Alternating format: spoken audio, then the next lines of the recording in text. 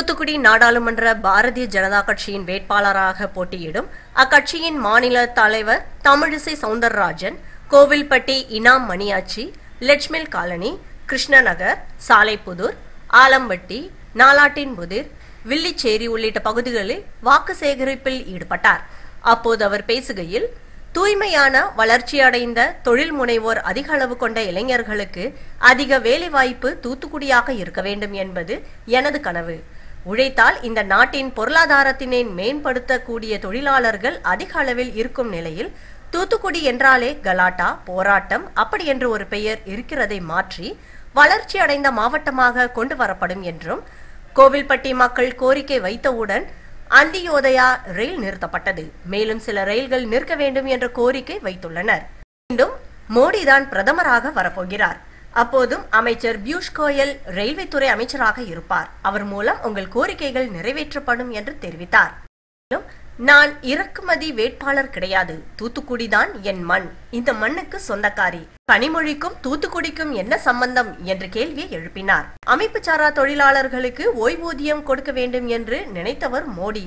எப்படி முதல்வர் எடப்பாடி பழனிசாமி பணியாளர்களுக்கு ரூபாய் 2000 ஊக்கத்தொகை கொடுக்கின்றாரோ அதுபோன்று பிரதமர் மோடி 60 வயதிற்கு மேற்பட்ட உள்ள பணியாளர்களுக்கு ரூபாய் 2000 ஓய்வூதிய தொகை கொடுக்கும் திட்டத்தினை கொண்டு வந்தார். முதியவர்களின் பிள்ளைகள் அவர்களை காப்பாற்றவிட்டாலும் அவர்களின் பிள்ளையாக மோடி இருந்து காப்பாற்ற நினைக்கிறார் என பேசினார்.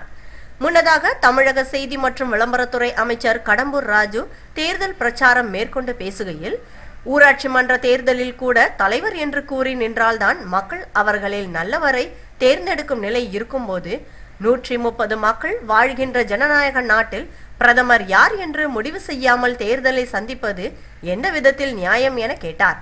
இதுதான் தேர்தலில் மையமாக உள்ளதா என்றும், பல்வேறு கருத்து கணிப்புகள் மீண்டும் பிரதமராக மோடி வருவார் என கூறுகிறது என தெரிவித்தார். என்ன செஞ்சிருக்கோம்னு சொல்லி வாக்கு கேட்பது ஒரு நல்ல அரசியல்வாதியின், நல்ல அமைச்சரின் அழகு. அதைத்தான் அண்ணன் கடம்பூர் ராஜு அவர்கள் தெளிவாக சொல்லி இருக்கிறார்கள். ஆக நாங்க இவ்வளவு செஞ்சிருக்கோம், அப்போ நீங்க எங்களுக்கு வாக்களித்தால் இன்றைய காலகட்டத்தில் மோடி அவர்கள் வளர்ச்சிக்காக பல நல்ல திட்டங்களை கொடுத்து கொண்டிருப்பவர்கள். இந்த தூத்துக்குடி கோயில்பட்டியை பற்றி எனக்கு ஒரு பெரிய கனவு இருக்கிறது. நல்ல ஒரு தூய்மையான தூத்துக்குடியாக, வளர்ச்சி அடைந்த தூத்துக்குடியாக, தொழில் முனைவோர் அதிகமாக இருக்கும் தூத்துக்குடியாக, இளைஞர்களுக்கு அதிகமாக வேலை வாய்ப்பு கொடுக்கும் தூத்துக்குடியாக இருக்க வேண்டும் அப்படின்றது எனது கனவாக இருக்கிறது. இது லக்ஷ்மி மில்ஸ் அப்படின்ற அந்த மிகப்பெரிய நிறுவனத்தின் காலனி இது. அப்ப இங்க உழைப்பாளிகள் அதிகமாக இருக்கிறீங்க. உழைத்தால் இந்த நாட்டின் பொருளாதாரத்தை மேம்படுத்துவதில் முக்கிய பங்காற்றுபவர்கள் நீங்கள் இங்கே இருக்கிறீர்கள். அப்படி இருக்கும் பொழுது இந்த தூத்துக்குடி ஏதோ ஒரு தூத்துக்குடினாலே கலாட்டா, போராட்டம் அப்படின்னு ஒரு பெயரை இருக்கிறத மாற்றி தூத்துக்குடி என்றால் வளர்ச்சி அடைந்த மாவட்டம். இந்த தூத்துக்குடியில கோயில்பட்டியை பொறுத்த மட்டும் மரியாதைக்குரிய பியூஷ் கோயல் அவர்கள் வந்திருந்தாங்க. அப்ப அந்தியோதயா ரயில் அப்படின்னு ரயில் இந்த பக்கமா போகுது. கோயில்பட்டியில நிறுத்தம் வேணும் அப்படின்னு கேட்டோம். உடனே கையெழுத்து போட்டு இன்னைக்கு அந்த மக்கள் ரயில் என்ற அந்தியோதயா ரயில் கோயில்பட்டி ஸ்டேஷன்ல நின்றுட்டு போகுது. இது எப்படி சாத்தியமாகுது? ஆளும் கட்சியா இருக்கிறதுனால தான் சாத்தியமா. அது மட்டும் இல்ல, இங்க நிறைய ட்ரெயின் இவங்க போகும்போது சில நிறுத்தங்கள்லாம் கேட்டிருக்காங்க. இது எலெக்ஷன் முடிஞ்சப்புறம் ரயில்வே அமைச்சர் இருக்கிற பியூஷ் கோயல் தான் இங்கே நமக்கு பொறுப்பாளராக இருக்கிறாரு. மறுபடியும் மோடி தான் பிரதமரை வரப்போறாரு. அதனால நிச்சயமா ரயில் மந்திரி பியூஷ் கோயலா தான் இருப்பாரு. அதனால நமக்கு வேண்டிய பல திட்டங்களை கேட்டு பெற முடியும். அது மட்டுமல்ல, உங்கள் பாராளுமன்ற உறுப்பினராக நீங்க தேர்ந்தெடுத்தால் இன்னும் அதிகமா டிமாண்ட் வச்சு உங்களுக்கான நல்ல திட்டங்களை பெற்று தரலாம். உங்கள் வீட்டு சகோதரியாக உங்களுக்கு நல்லது செய்ய வேண்டும் என்ற ஒரே காரணத்திற்காகத்தான். இன்னொன்று சொல்றாங்க, இறக்குமதி வேட்பாளர் அப்படின்னு எதிரணி யாரு சொல்றா? அவங்களுக்கும் தூத்துக்குடிக்கும் சம்மதமே கிடையாது. அவங்க சொல்றாங்க. ஆனா இந்த தூத்துக்குடி தான் எனது மண், இந்த மண்ணுக்கு சொந்தக்காரி நான், இந்த உங்கள் சகோதரி நான். அதனால தயவு செய்து நீங்கள் அனைவருமே தாமரை சின்னத்தில் வாக்களிக்கும் பொழுது பிரதமரின் நல்ல திட்டங்கள் இந்த கோயில்பட்டிக்கு வருவதற்கு அத்தனை முயற்சிகளையும் செய்வேன். அதாவது இதெல்லாம் தொழிலாளர்கள், நிர்வாகிகள் இருக்கிற காலனி. சாதாரணமா ஓய்வூதியம் இத மாதிரி பெரிய பெரிய நிறுவனங்கள் உள்ளவங்களுக்கு தான் கொடுத்தாங்க. ஆனா அமைப்பு சாரா தொழிலாளர்களுக்கு கூட ஓய்வூதியம் கொடுக்கணும்னு நினைச்சவர் மோடி. என்ன நினைச்சார்? இன்னைக்கு 2-3 10ஆம் தேதி அன்னையர் தினம் வருது. நான் அடிக்கடி ஒரு கவிதை படிக்கிறது உண்டு. வீட்டின் பெயரும் அன்னை இல்லம், அன்னை இருப்பதோ முதியோர் இல்லம். வீட்டுக்கு அன்னை இல்லம்னு பெயர் வைக்கிறது, ஆனா அன்னையை கொண்டு முதியோர் இல்லத்துல சேர்த்துறது. அப்படி ஒரு சூழ்நிலை இருக்கு. ஏன்? பொருளாதாரத்துல அவங்க பின்தங்கி இருக்காங்க. மோடி இதை யோசனை பண்ண எப்படி இங்க எடப்பாடி அண்ணன் முதலமைச்சர் அவர்கள் பணியாளர்களுக்கு 2000 ரூபாய் ஊக்கத்தொகை கொடுக்கிறாரோ அதே மாதிரி மோடி என்ன நினைச்சார்? 60 வயசுக்கு மேல சின்ன சின்ன வேலை செஞ்சோம். இப்ப நம்ம பெரிய பெரிய வேலையில செஞ்சவங்களுக்கு PF வரும், ஓய்வூதியம் வரும். ஆனா சாதாரண கடை வச்சிருப்பாங்க, 60-65 வயசு மேல அவங்களால கடைக்கு போக முடியாது. சின்ன சின்ன தொழில் செஞ்சவங்களுக்கு அது மேல தொழில் செய்ய முடியாது. மரியாதை இருக்காது, பொருளாதாரம் இல்லைன்னா மரியாதை இருக்காது. யோசனை பண்ண பிள்ளைங்க பாதுகாக்கிறாங்களோ இல்லையோ, மோடி அவங்க பிள்ளையா இருந்து பாதுகாக்க நினைச்சார். அதனால வயதான பணியாளர்களுக்கு ஓய்வூதியம் 2000 ரூபாய் கொடுக்கின்ற மிகப்பெரிய திட்டத்தை மோடி அவர்கள் கொண்டு வந்தார். ஆக எல்லா வயதை சார்ந்தவர்களையும் மோடி காப்பாற்றணும்னு நினைக்கிறார். அதனால நீங்க தாமரை சின்னத்திற்கு வாக்களிக்க வேண்டும். உங்க சகோதரியா இந்த பகுதிக்கு சேவை செய்ய வேண்டும் என்று நினைக்கிற அந்த ஆசையை நீங்கள் நிறைவேற்ற வேண்டும் என்று கேட்டு அதாவது சாதாரண அரசியலுக்கு டாக்டர் ஆவாங்க. நான் டாக்டரா நல்ல பிராக்டிஸ் பண்ணிட்டு அப்புறம் அரசியலுக்கு வந்தேன். எல்லாரும் ஒருவேளை பிராக்டிஸ் இல்ல போல இருக்கு, அதனால அரசியலுக்கு வந்துட்டாங்க. இல்ல, என் கிளினிக்க மூடுறதுக்கு இரவு 2 மணி ஆகும். பெண்கள் கூட்டம் அவ்வளவு கூட்டம் இருக்கு. நமக்கு சோசியல் சர்வீஸ் பண்ணணும், மக்களுக்கு சேவை செய்யணும். அப்பாவை பார்த்து ஒரு அரசியல் மீது ஒரு ஆர்வம். டாக்டரா எவ்வளவு பேர் வரலாம், ஆனா ஒரு நல்ல அரசியல்வாதியா, ஒரு நல்ல பெண் தலைவரா, பெண்களுக்கு உதவி செய்யற ஒரு தலைவரா நமக்கு வர்றதுக்கு ஒரு தகுதி இருக்கு. அதனால நாம இந்த அரசியல்ல இறங்கணும் அப்படின்னு இறங்கி, கனிமொழி மாதிரி இன்னாரோட மக, இன்னாரோட தங்கச்சின்றதுக்காக நான் பதவி பெறல. கட்சியில சேர்ந்து கடுமையா உழைத்து இன்னைக்கு பெரிய தலைவராயிருக்கேன். அதுக்கு உங்க ஆசீர்வாதம். எப்படி தலைவராகி நல்ல பணி செஞ்சேனோ, அதை செய்து கொண்டிருக்கிறேனோ, அதே போல உங்க எம்பியா உங்களுக்கு சேவை செய்ய வேண்டும் என்பதற்காகத்தான் டாக்டர் நல்ல பேஷண்ட் பார்த்துட்டு இருந்தேன், பிஸியா இருந்தேன்.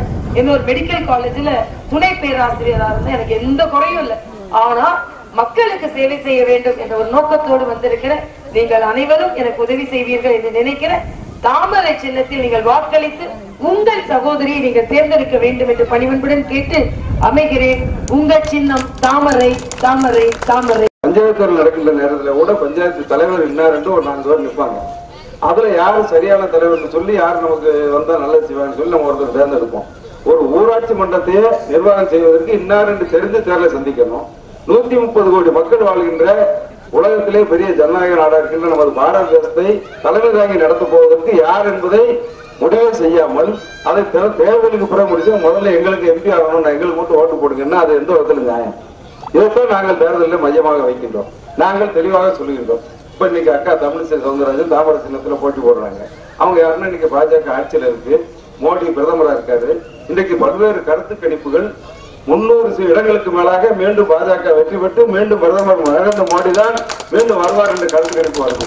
அப்போ அந்த கட்சியை சேர்ந்த இன்னைக்கு நமது மாநில தலைவர் எப்படி அம்மா அவர்கள் எங்களுடைய அனைத்து அண்ணா திராவிட முன்னேற்ற கழகத்தின் பொதுச் செயலாளராக இருந்து தலைமை தாங்கி கட்சியையும் கழகத்தையும் 16 ஆண்டு காலம் பொற்கால முதல்வராக இருந்து இன்றைக்கு மறைந்த பிறகு மக்களின் உள்ளங்களில் வாழ்ந்து கொண்டிருக்கின்ற இதய புரட்சி தலைவர் அம்மா அவர்கள் எப்படி இருந்தார்களோ அதே நிலையில இன்றைக்கு அக்கா அவர்கள் ஒரு கட்சிக்கு மாநில தலைவராக இருக்கின்றார். 4 வருஷத்துக்கு மேல ஒரு கட்சிக்கு தலைவராக இருந்து ஆளுங்கட்சியாக இந்திய தேசிய கட்சியாக இருக்கின்ற கட்சிக்கு இன்னைக்கு தலைவராக இருந்து நிர்வாகம் செய்து வருகின்றார். அப்படிப்பட்டவர்களுக்கு ஒரு தொகுதியை நிர்வாகம் செய்கிறது ஒரு பெரிய காரியம் இல்லை. அவர் மருத்துவ சேவையில பணியாற்றி விட்டு இன்னைக்கு வந்திருக்கின்றார். ஆனா அந்த வேட்பாளர் யாரும் எம்பி இருக்காங்க, இருந்துட்டு ஏன் தூத்துக்குடியில வந்து நிற்காங்க? அது காரணம் உண்டு. தூத்துக்குடிக்கு அவங்களுக்கு என்ன சம்பந்தம்? ஒரு சம்பந்தம் இல்லை. அவங்க சென்னையில நிக்கலாம். சென்னையில 3 தொகுதி இன்னைக்கு வட சென்னை, மத்திய சென்னை, தென் சென்னை 3 திமுக தான் நிக்கி. இன்னும் சொல்ல போனா தென் சென்னையில தமிழரசி தங்கப்பாண்டியன் ஒரு பெண்ணு தான் நிப்பாட்டிருக்காங்க. தமிழரசி தங்கப்பாண்டியன் ஒரு பெண் வேட்பாளர் இருக்காங்க. இவங்க நினைச்சு அங்க நிக்கலாம். ஏன் நிக்கல? அதை நம்ம சிந்திச்சு பார்க்கணும். ஏன்னா இவங்க எம்பியா இருக்கும்போது 2G ஸ்பெக்ட்ரம் அது நாடு மக்கள் மறக்கவே முடியாது. 1,73,000 கோடிக்கு முறைகேடு நடந்ததுன்னு சொல்லி நாங்க சொல்லல, நடந்து 1.25 வருஷம் அந்த அக்கா எங்க இருந்தாங்கன்னு கேட்டீங்கன்னா நாங்க அமைச்சர் வந்தாரு சொன்னாரு, நீங்க எங்க வேட்பாளர் அந்த தாமரை வேட்பாளர் வந்தாங்க சொன்னாங்கன்னு கேளுங்க. அவங்க மறைக்க முடியாது. 1.25 வருஷம் திகார் ஜெயில இருந்து வந்தாங்க. இந்த இன்னைக்கு சென்னையில அவங்க நின்னாங்கன்னா சென்னையில படிச்சவங்க, அங்க ரொம்ப விவரம் தெரிஞ்சவங்க, இந்த 2G ஸ்பெக்ட்ரத்தை மறந்துருக்க மாட்டாங்க. அதனால இவங்களுக்கு கடைசியில் இருக்க தூத்துக்குடி மாவட்டத்தில் இருக்கவங்க ஒன்றும் தெரியாதுன்னு சொல்றாங்க. நம்ம என்ன ஒன்றும் தெரியாதவங்களா? அதுவும் கோவில்பட்டி தொகுதி வாழ்கின்ற மக்கள் ஒன்றும் தெரியாதவர்கள், மிகவும் அரசியல் நாகரிகம் தெரிந்தவர்கள், விவரம் தெரிந்தவர்கள். நம்மளை யாரும் ஏமாத்திட முடியாது. அப்படி அந்த வேட்பாளரோட நிலைமை அப்படி. நம்ம இன்றைக்கு புல்வாமா தாக்குதல் கேள்விப்பட்டிருக்கீங்க. நமது மாவட்டத்தில் கூட ஒரு ராணுவ வீரர் கொல்லப்பட்டார்.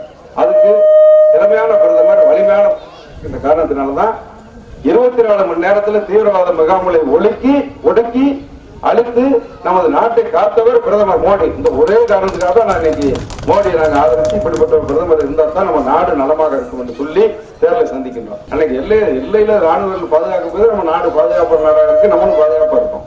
எனவேதான் இந்த கொள்கையின் அடிப்படையில் வேற ஒண்ணு எங்களுக்கு நோக்கமே இல்லை. அண்ணா திராவிட முன்னேற்ற கழகத்துக்கு பாஜகவுக்கு வேற நோக்கமே இல்லை. சிறந்த பிரதமரை தேர்ந்தெடுக்க வேண்டும். நீங்க தாமரையில போடுற ஒவ்வொரு ஓட்டும் நமது நாட்டை காக்கின்ற ஓட்டு என்பதை மட்டும் இந்த நேரத்தில் சொல்லி அந்த வாய்ப்பை இன்னைக்கு டாக்டர் தமிழிசை சவுந்தரராஜன் வழங்க வேண்டும் என்று சொல்லி இந்த நேரத்தில் இங்க குறைவாக வந்திருந்தாலும் நீங்கள் நிறைவாக எங்களுக்கு வாழ்க்கை அளிப்பீர்கள் என்ற நம்பிக்கை எங்களுக்கு இருக்கின்றது.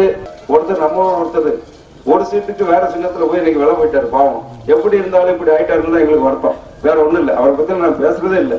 ஏன்னா ஒரு பெரிய நிலைமையில எப்படி இருந்த நீங்க ஒரு சீட்டு என்ன அப்படி வாங்கி என்ன சாதிக்க போறான்? ஒரு பிரதமர் 543 தொகுதி இருக்கு இந்தியா போறான். 543 தொகுதியில மெஜாரிட்டி வெற்றி பெற்றவங்க தான் பிரதமரை வர முடியும். இந்த ஒரு சீட்டுக்கு எங்க இருந்து வெளியே தள்ளினாங்களோ இன்னைக்கு அங்க போய் மண்டிட்டு இருக்காரு. அது மட்டும் இல்ல, அவங்க தலைவர் உடல்நலம் இல்ல போது அப்போலோக்கு எங்க அம்மா உடல்நிலை சரியில்லாம இருக்கும்போது அப்போலோக்கு வந்தார். அவர் அமைச்சர்கள் எல்லாம் துணை முதலமைச்சர் அன்றைக்கு முதலமைச்சர் இருந்த பன்னீர்செல்வம் உட்பட மரியாதையை வெளியே போய் வாசல்ல அழைச்சிட்டு வந்து அம்மா பார்க்க அனுமதிச்சோம். ஆனா அவரு திமுக தலைவர் உடல்நிலை இல்லாத நேரத்துல அந்த மருத்துவமனை போனாரு. எதை கொண்டு எரிஞ்சாங்க அதை சொல்ல நமக்கே நாக்கூசு. இன்னைக்கு அந்த இடத்துல போய் சேர்ந்துக்கிட்டு ஒரு சீட்டு அது அவங்க சின்னத்துல நிக்கிறதுக்கு போனாருன்னா நமக்குன்னு ஒரு சுய மரியாதை தன்மானம் இருக்கு. இன்னைக்கு அதெல்லாம் இழந்துட்டு வரேன்னு தான் எங்களுக்கு வருத்தம். அதுக்கு மேல அவரை பத்தி நான் சொல்ல விரும்பல.